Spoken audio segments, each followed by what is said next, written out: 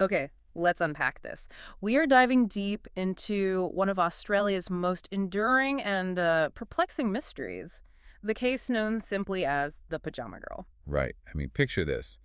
A body found, tragically burned, wearing these, well, very distinctive silk pajamas. And the identity, completely unknown. It kicked off this huge nationwide search, lasted for years. Exactly. And that fundamental question, the one that haunted everyone back then and honestly still fascinates us now, is just, who was she? Yeah. And our sources for this deep dive, they really focus on the two main possibilities, the competing identities that were always discussed. Was it Linda Agostini, which became the official story? Or was it Anna Philomena Morgan? That's the theory pushed really hard by one particular, quite fascinating figure in all this. And that figure, he's pretty central to the material we're looking at here, is Dr. Palmer Benbow. Bit of a wild card, wouldn't you say? Oh, absolutely. His theories, his whole involvement really stirred things up, caused a lot of controversy, Hmm. and how people see his contribution. Well, it's still debated pretty sharply today. That's what's so interesting about the sources, isn't it? They show these really different takes on Palmer Benbow, different people looking back, seeing him, and frankly, how the police handled the whole thing in completely different ways. Totally different lanes, yeah. So our mission here in this deep dive is to try and, cut through some of that noise. We want to pull out the key insights, the conflicting views from the material. Understand those claims about who the Pyjama Girl was, and really dig into how this controversial figure, Palmer Benbow, actually influenced things, or maybe how he tried to influence the investigation. What did he actually do? What do the sources say about it? And I guess why does it still matter now? Precisely. And to really get a handle on his involvement, we probably need to know a bit about the man himself first. The sources give us some background. He wasn't just some random person. Not at all. His background, I mean, looking at the details in the sources, it's pretty impressive. Suggests a kind of restless mind, maybe a bit unconventional. Yeah. He graduated medicine from Jefferson Medical College in Philadelphia way back in 1914. And get this, he didn't just graduate.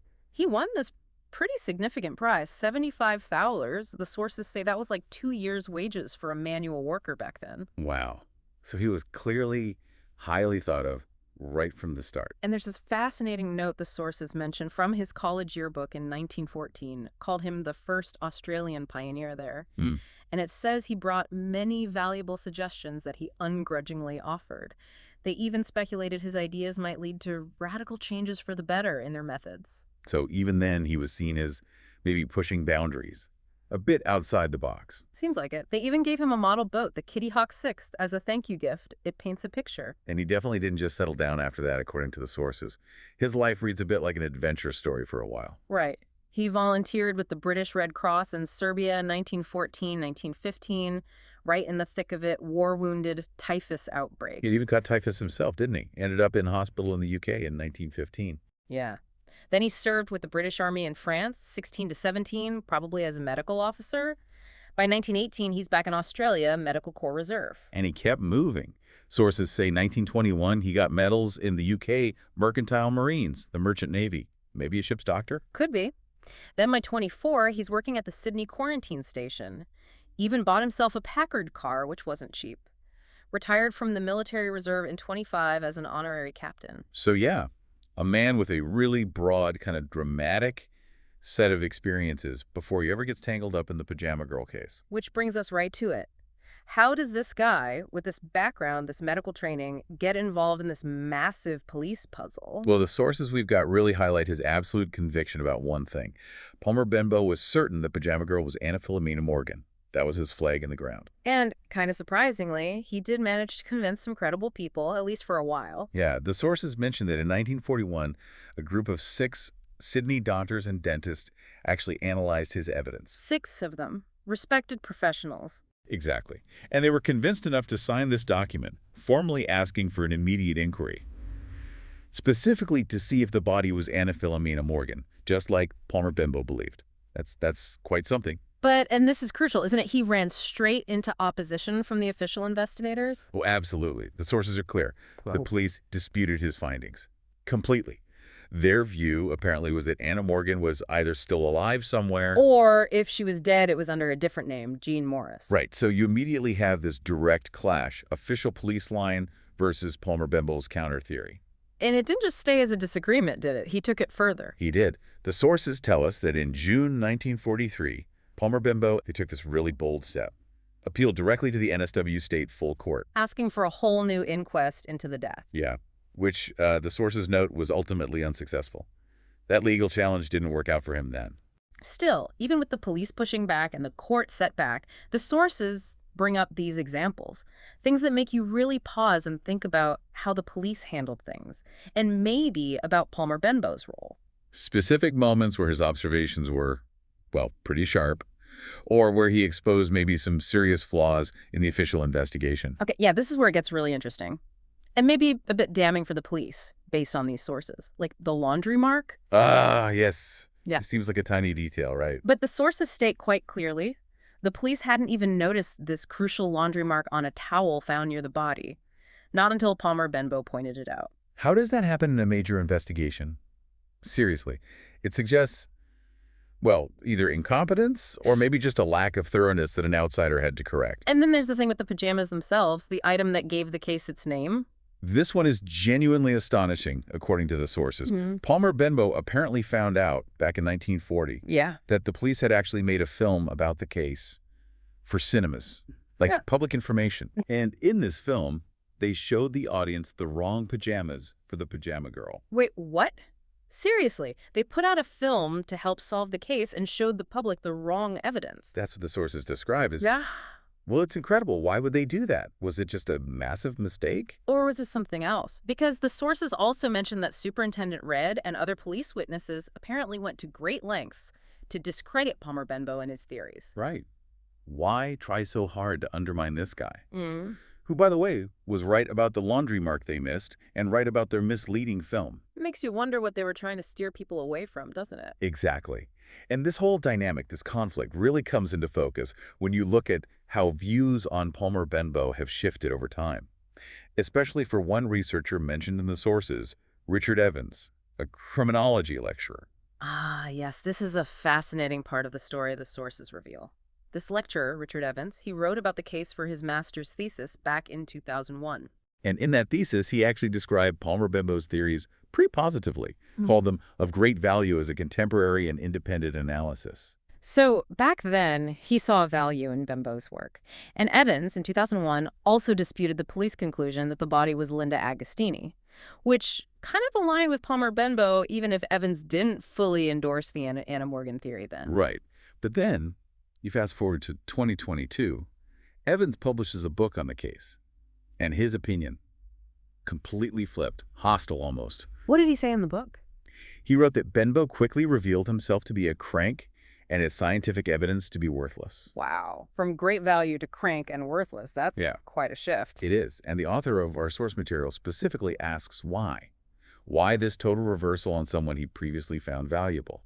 Especially, as the author points out, when Benbow's work actually provided sources for Evans's original thesis. Does the author suggest a reason? They speculate that maybe Evans, when writing the book later, relied too much on, say, biased newspaper reports from the time about Benbow, rather than sticking just to the formal inquest findings. Even though Evans himself acknowledged Benbow was right about key facts, like the laundry mark and the pajama film deception. Exactly. It's like saying, okay, he was right about these crucial details the police messed up, but overall, he was just a crank. It doesn't quite add up, does it? It really highlights how history gets interpreted and reinterpreted. And speaking of Palmer Benbow's scientific evidence that Evans dismissed, the sources describe something pretty groundbreaking he was doing. This part is genuinely remarkable for the era. The sources detail how Palmer Benbow basically invented an early form of facial recognition. Facial ID, they call it. How'd it work? He meticulously compared facial measurements, took them from photos of missing girls, compared them against measurements from the Pyjama Girl. He developed his own system, focusing on comparing angles between key facial landmarks. So in the 1930s, 40s, he's doing manually what modern algorithms do now. That's incredible. It really is. The sources even describe him doing this experiment using a light box, like for X-rays and transparencies, to create a sort of average composite image. And did that lead anywhere? Well, the author of our source material did something similar, they say. Yeah. Averaged the police sketches and masks of the victim, leaving out photos, and found the result strongly resembled Anna Philomena Morgan. especially the upper lip and the prominent front teeth. Suggesting Palmer Benbow's method, based on physical comparison, might have been pointing him in a direction that, well, that some visual analysis still supports today. Potentially, yeah. Yeah. It suggests his scientific evidence maybe wasn't quite as worthless as Evans later claimed. Now, beyond this central Agostini versus Morgan debate that Palmer Benbow was so invested in, the sources do touch on other theories and some more recent findings too, right? That complicate the neat official story. They do. They mention a 1994 book, The Who's Who of Unsolved Murders, by a writer named Morton. Richard Evanson mentioned it too. What did Morton argue? Morton argued there were good grounds for thinking that the body was that of Philomena Morgan. But he added this really explosive layer to it, which our sources highlight. Go on. The suggestion that Morgan might have been killed by the son of a high-ranking Sydney detective, a figure apparently known as Ginger Quinn, who was later believed to be the illegitimate son of the police chief, Mackay. Whoa. The son of the police chief. That's the theory Morton put forward. And as the sources point out, if that were true, it could explain why the police might have been so, shall we say, enthusiastic, as the source puts it, about identifying the body as Linda Agostini instead. A cover-up, essentially, to protect someone connected to the top brass. That's the implication. And the sources make a point of noting, provocatively, that this specific theory, Ginger Quinn as the killer, has actually never been disproved. That just adds another really unsettling layer, doesn't it, to all the questions the sources raise about how the police handled this. Absolutely. And then, bringing right up to date, the author of the source material we're using, they did their own digging recently, in 2023. Oh, really? What did they find? Yes, some amateur investigation, but it turned up something potentially really significant, again challenging the official line. The author claims they were able to show definitively that the Pyjama Girl's teeth were not Linda Agostini's. Ow! By referencing the original Albury dentist, Francis Herbert Jackson, who actually examined the body's teeth back then. And this finding, the sources say, was even tweeted by the Public Record Office of Victoria. Gave it a bit of official weight. So wait, despite the police eventually saying it was Linda Agostini, a recent look at the actual dental records, according to these sources, directly contradicts that. That's what the source material states, Well, which circles right back and actually supports Richard Evans's earlier conclusion from his 2001 thesis that the body wasn't Linda Agostini, even though he didn't offer an alternative then. okay. So this really brings us back around, doesn't it? Back to that central question the author of our source material poses. Exactly, given everything we've just discussed. Palmer Benbow being demonstrably right about crucial police errors, like the laundry mark, the dodgy film. Him developing these pioneering forensic methods. His main theory about Anna Morgan fitting with some later analysis, the fact that this explosive Ginger Quinn theory, suggesting a cover-up, is still out there, unrefuted. Yeah. Why was he just dismissed as a crank by Richard Evans in 2022? It really forces you to think about how history gets written, doesn't it? How evidence is interpreted, reinterpreted, how much weight we give to official conclusions versus independent analysis, even if it's a bit unconventional. It seems Palmer Benbow, whatever else you might say about him, was a pretty sharp observer.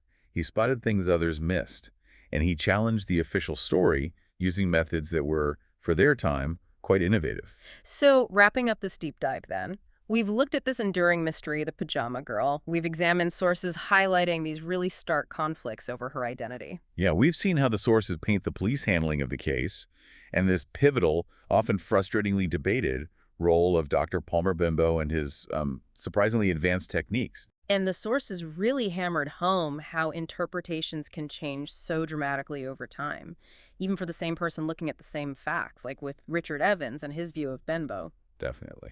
And they brought these specific, compelling details to light: the missed laundry mark, the police film deception, the recent dental evidence, the things that were overlooked or maybe downplayed, but really challenged the accepted story. It truly makes you think, doesn't it, when you hear about official investigators initially missing something seemingly obvious, like a laundry mark. And when the official story gets questioned by someone like Palmer Benbow, whose work is then so fiercely debated later on. What does this particular case, seen through the lens of these sources, tell you about how investigations actually work?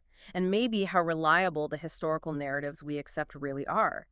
Especially when key figures, key bits of evidence seem to get pushed aside or just dismissed. Leaves you wondering, doesn't it? Mm. Do we really know who the Pyjama Girl was, even now?